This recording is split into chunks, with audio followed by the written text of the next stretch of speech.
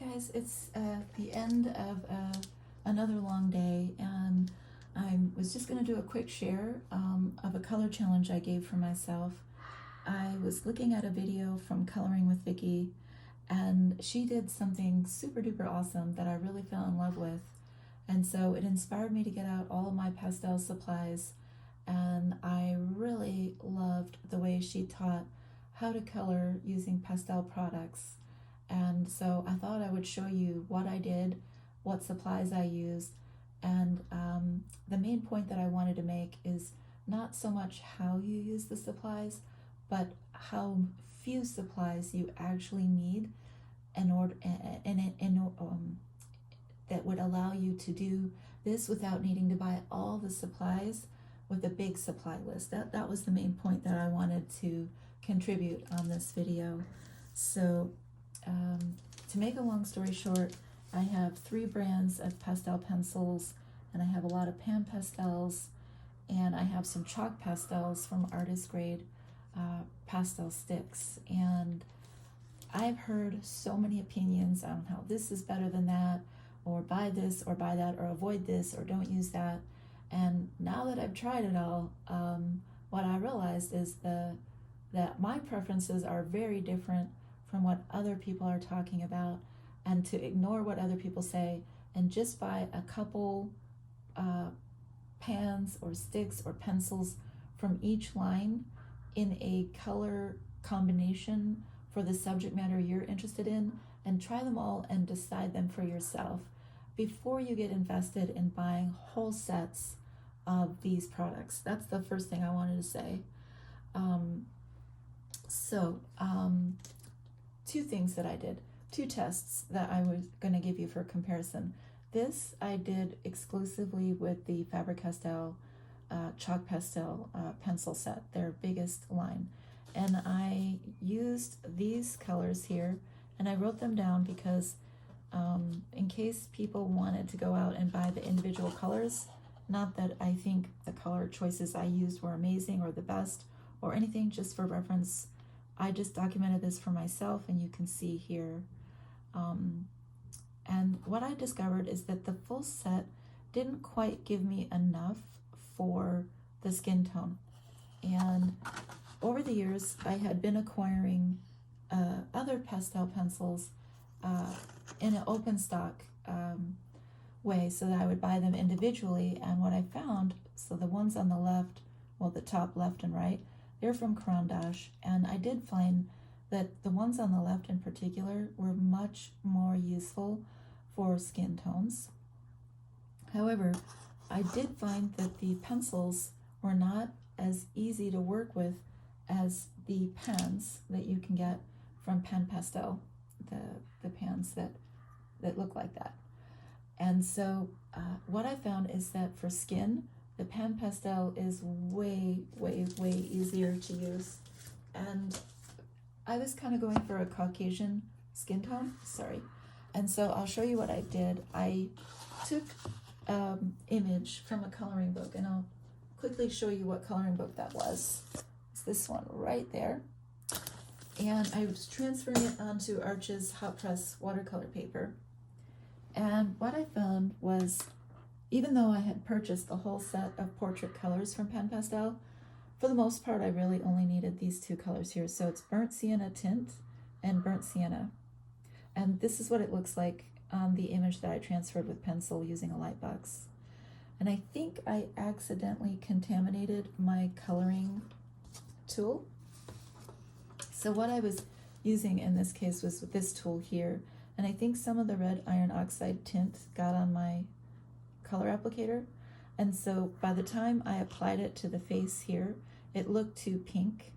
And so what I did was I looked at my assortment of pastel sticks from these nice artist grade brands, Shemenka and Sienna in particular, and this Rembrandt, and I could see that I needed some warmth to be added to this face. And so I picked out the Shemenka Flesh Ochre and put it on with,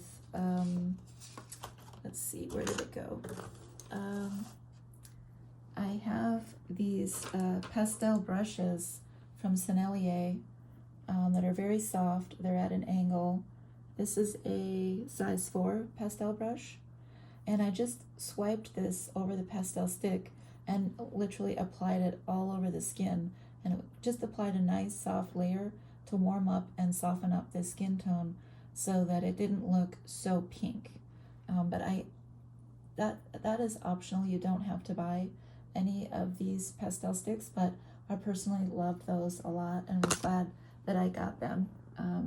So really, I found that the Pan Pastels were the best, that you only need 2. You can quickly apply them with a tool like this. It comes with a sponge that goes over this little tool, and you can have the skin done in less than 5 minutes with the Pan Pastels, whereas if you were using the pencils, there's a lot more work involved. I'm sure I'll be learning more over time, but my impression from the videos I have watched with artists that specialize in pastels is that the pencils are really meant for detailed areas like the iris of the eye and the lips, and so it's very, very convenient to use the Pan Pastels to cover large areas of the painting, and then to have the pencils to go into the detailed areas. And then the final thing I wanted to say is that it was very, very nice having the one brand of pencil in particular for doing hair, and that was this brand, Carbothello.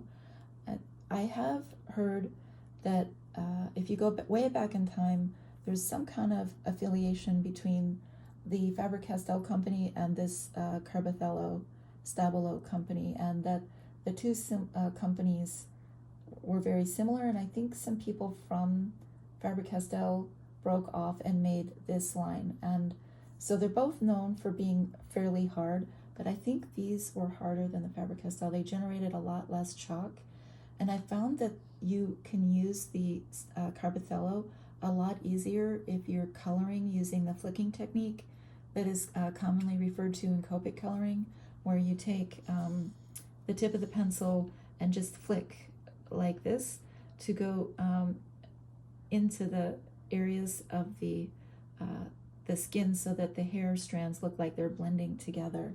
And there's a great channel called Coloring with Claire where the best video I've ever seen on that is in her channel, if you're interested in getting more into coloring hair. But I really love the Carbothello for the hair.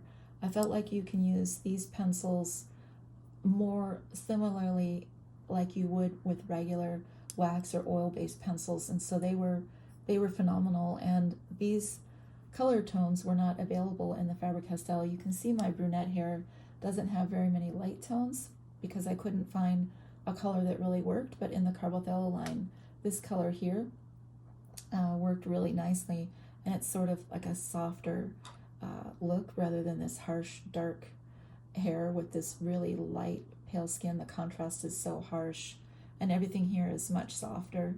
So I'll just, for reference, I'll give you the colors here. It's colors 625 and 685, and because I loved the Carbothello so much, I went ahead and did the eyes with them as well. And I had a couple of these already in the house that I had just bought open stock. So for the iris blue, it was $4.40, and then I just laid down a little fleck of color on the left and the right side of the iris, and then I blended it with this light gray, and it's color 110. And so in terms of blending supplies, I found that this tool here was better than a blending stump. While it's not super environmentally friendly because it's not something that you can resharpen and eliminate the color from on a sanding block like this. I haven't tried to wash it. It may be washable. Hopefully it is, so I can use a lot of them, but I found it to be the perfect size for going into the iris and the lips, and I used it a lot to on the tip to really push the pastel into the paper. And so this was super neat because the other tools that I had, this bristle brush was too thick. This is made by Da Vinci. It's a size 2 bristle brush, and it was just too thick. But if I eventually go into using pastel mat, like the Clairefontaine pastel mat, I did do my swatching with the Caran d'Ache, and I did find that this was very helpful for pushing the pastel into this very gritty paper, and so I'm glad that I have that for the future, but I didn't really feel like I needed it for this particular situation. And then finally, I used 3 colored pencils from the Caran d'Ache line, and I honestly thought that was all you really needed, even if you weren't going to use the Pan Pastels. So I'll just show you these 3 here. So I'll name them out for you. It's burnt ochre 50% and light flesh 10%. Those were the 2 that allowed me to really build up the color. The skin was looking rather flat, and there wasn't enough shadows, and there still wasn't enough warmth with just the pastel, and that could be more due to the paper than the pastel product itself. But because I'm not working with artist grade paper, it was super neat to add to the color that was already there. And there's a lot more control with these pointy pencils for getting into the areas where you want to put shading, like under the hair, and under the hair here, and under the neck, and on the side of the neck. And this color here allowed me to really build up the color a lot. And then towards the end, I got overconfident and hadn't realized that I had filled in the tooth of the paper. So I had this 3rd color called Burnt Sienna 50%. And while I do think it's a fantastic color for shading, I had already filled in the tooth of the paper, and it started looking very blotchy here. And I think I put it on with too heavy of a hand because it really is too dark at this point. But I did use it for the lips, and you can see how beautiful of a color it is. And so really that's all I needed. So in the grand scheme of things, well, I had spent 8 years acquiring all these supplies. Little did I know I could have done it all for a tiny fraction of what I had accumulated.